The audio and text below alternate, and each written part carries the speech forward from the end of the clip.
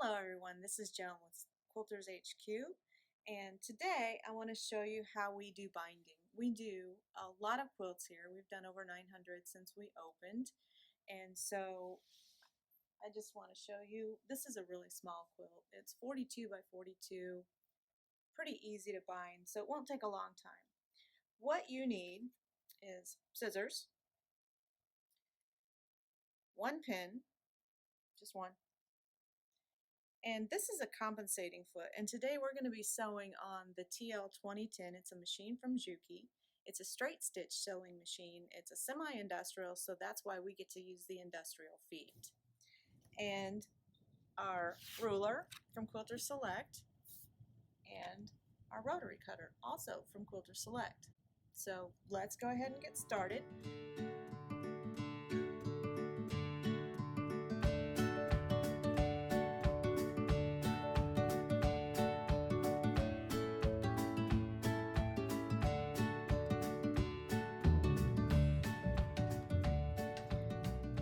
So I use a 2-inch strip to do my binding.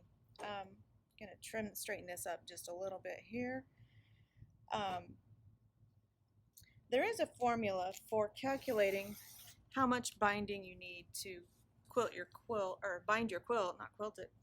And it is, you take the perimeter of the quilt, so you add up all of the sides, and then you divide that number by 40. And so on this quilt, it told me I needed 4.2 strips. So I'm going to cut 5 real quick.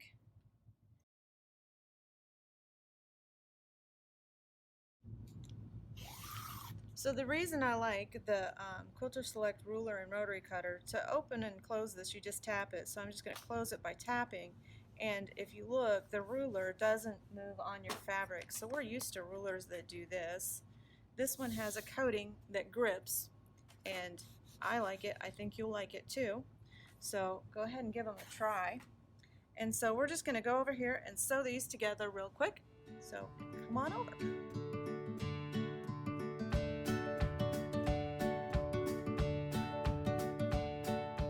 So to get started, we're going to sew these on the diagonal.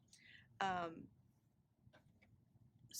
these right here. So you'll start, place one right side up, and then we're going to go opposites too. So we want this to continue on. So this is the one end of the selvage. I want the other end of the selvage to pair up with this one. And we're just going to place one right on top like that, right on top of the other. And then I'm going to turn it, put it under my foot, and then we're just going to sew.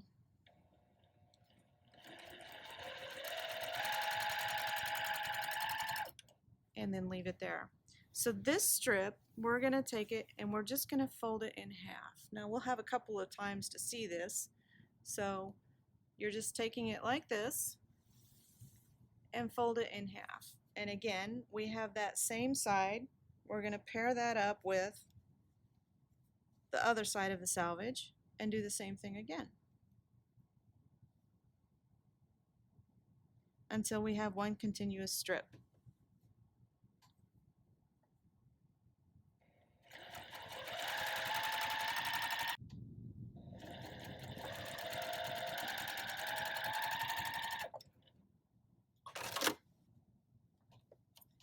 Now this is a fun little tool that if you like a string piece like that, it's great to have right next to your sewing machine to just cut those strings for you.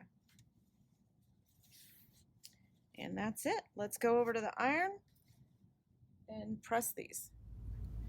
So when you're trimming these, I just use scissors. I like to come up a little bit and then turn and cut, and then cut that off. So that way when we press these, you don't have little dog ears to end up dealing with. So let's move that out of the way. Let's get the rest of these.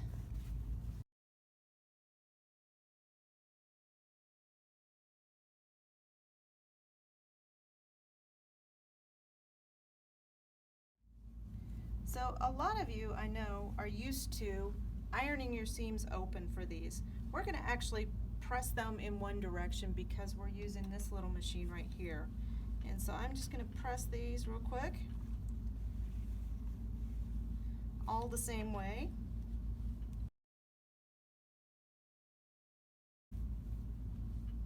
And done. And I don't really have to worry about ironing these because we're going to use this machine and it has an iron built into it. So to get started with this is from Simplicity. They don't actually make this machine anymore, so if you find one at a yard sale or a flea market, go ahead and snag it because it's worth its weight. So I'm just going to wind these up on here. Now if you don't have one of these, Clover makes a 2-inch bias tape maker, and so you can just use that. I need this off, not on there. So I am just going to feed this through and get it started.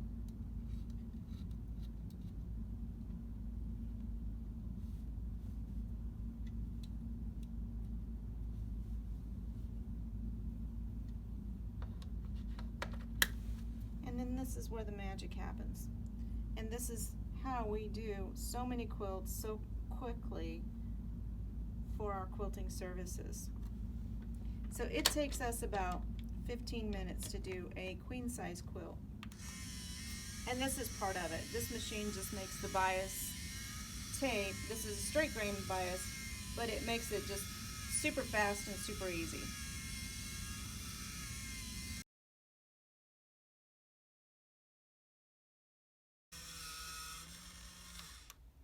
Okay, so that's halfway done. So there's one more step because this is just single fold and we need double fold. So I'm just going to press this last part right here that we didn't get before, just like that. Maybe a little better. And then I'm going to trade out this one for the 1/2 inch.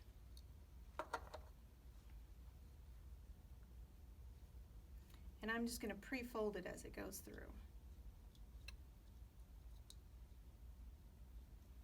And a little pen to help.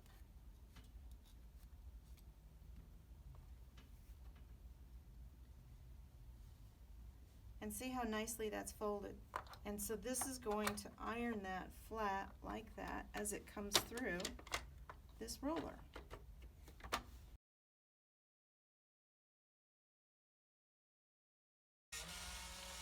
And we're all set, ready to go over to the sewing machine. So the only tools that you really need are your scissors and one pin in order to do this. And I'm going to put my pin right up here so it's handy for me. And I want you to notice that I've actually serged off the edge of this quilt. And if you haven't tried that and you have a serger, definitely try it because it is really a game changer when you're doing binding. So much easier. So to get started, we already have this pressed open. You don't really have to pin or anything. You just kind of slide it on here like this. And then I'm using my knee lift and I'm going to slide this up. And this is the really neat thing about that presser foot is that it has a spring right here. So one side of this foot is actually lower than the other. And this is called a compensating foot. This is a left 1.5 millimeter. And so I'm going to just put my needle down right there and start sewing. No pinning, just folding it over.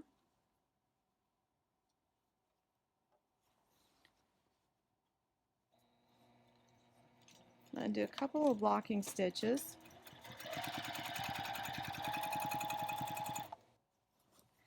Notice that the machine stops with the needle down. That helps stabilize this quilt as we're going through.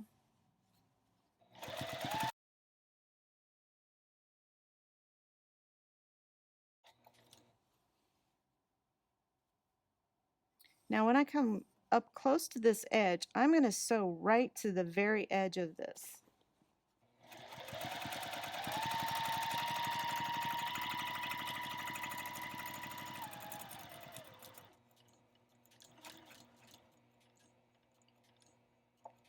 Right there. And then what I'm going to do, because I don't really want to cut my thread, I'm just going to sew backwards.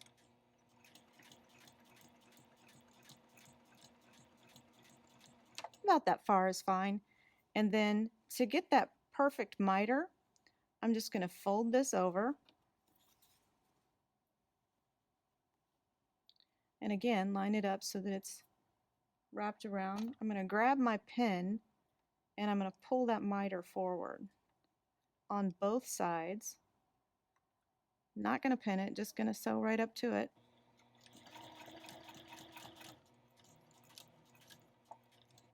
And right there. Stop right there, pivot. Now we're a little bit over the edge, but that's okay because we want to make sure we catch both sides on these corners. And what I'm going to do is just kind of sew so that I get this off of that edge again.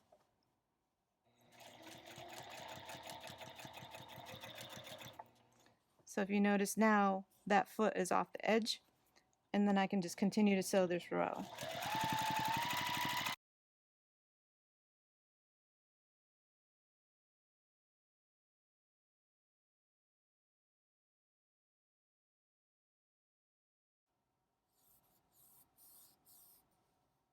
So if you didn't catch the corner the first time, it's good because there's 4 more or 3 more.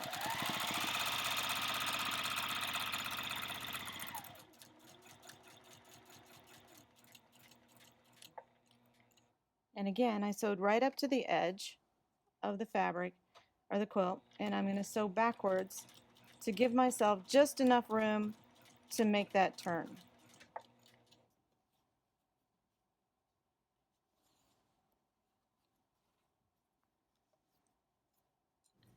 Use my pin to help with that miter.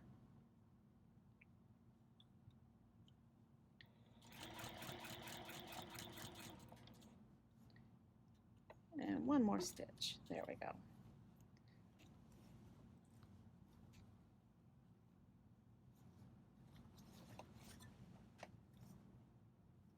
Okay. And then I'm going to sew back towards the edge here.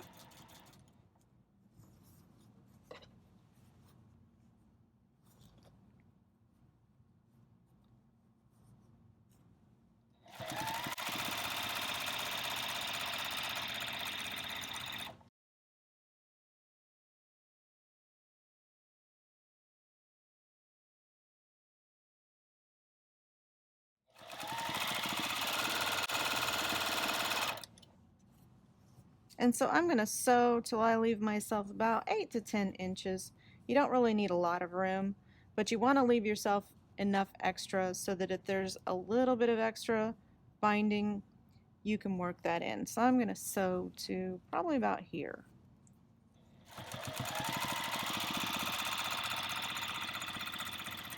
So I trimmed my selvage off this end from here, about halfway between here. So you're going to use this piece. And this method for joining your binding will work with all sizes of binding. So what you're going to do is take this piece, you're going to line it up with this edge, open it up, line it up, and then fold it over, and then pin it. And so this side, if you look, actually comes to about 1/8 of an inch short.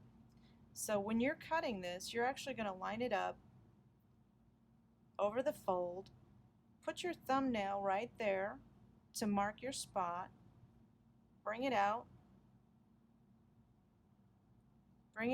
and then you're just going to cut about 1/8 of an inch. And it doesn't have to be perfect. You can just guess because there's a little bit of wiggle room here. It doesn't have to be perfect. And then this becomes rubbish. So you pick up these 2 pieces. So they're both this way. I'm going to turn them straight up so that I'm looking at them. And so then you're going to take the one on your right hand and fold it over so that you can see the wrong side. So I'll do that again. I've got both of them straight up. Fold this one over and then use your pin again to just kind of hold these in place while you sew.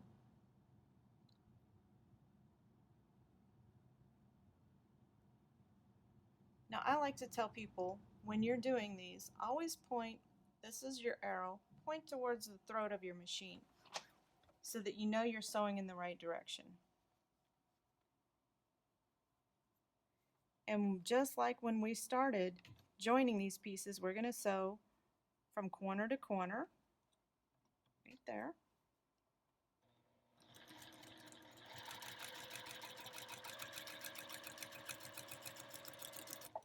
To join those up. We take our pin out, we're done with the pin now. And so I always like to check just to make sure that I sewed them together the right way. I've done, I don't know how many of these, but I still check every single time. We're going to trim off this little piece. Don't really need it. And then I am just going to finger press this seam towards the direction that I'm sewing.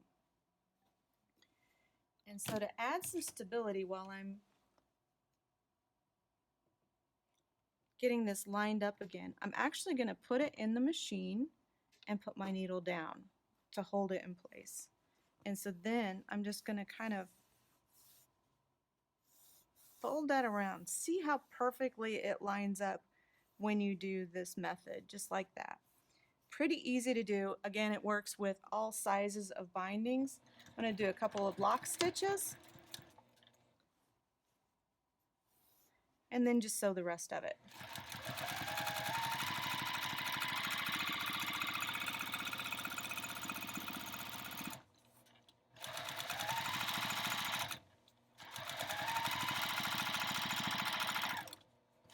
Gonna overlap here, do a couple lock stitches, and we're done. So I like to go back and check to make sure that I didn't miss any spots. We're looking good so far.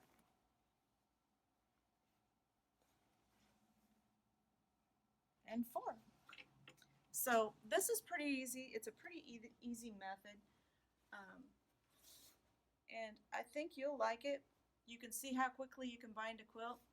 So if you like this, please like and share. Comment below if you've tried this and it hasn't worked out. This foot can really make a difference of whether or not you'll be able to complete this successfully and have both sides caught or not. So, and it's a compensating foot. Again, this is a 1.5 millimeter compensating foot. Left compensating foot. Yes. So thanks for joining me and showing you how to bind your quilt the method that we use here at Quilters HQ. I like doing it this way. I do all of mine. I hope that you will too. And always remember, you can follow us on Facebook, or you can visit our site, www.quiltershq.com, to find out more about that TL 2010 and the compensating foot are both on there. Thanks for watching.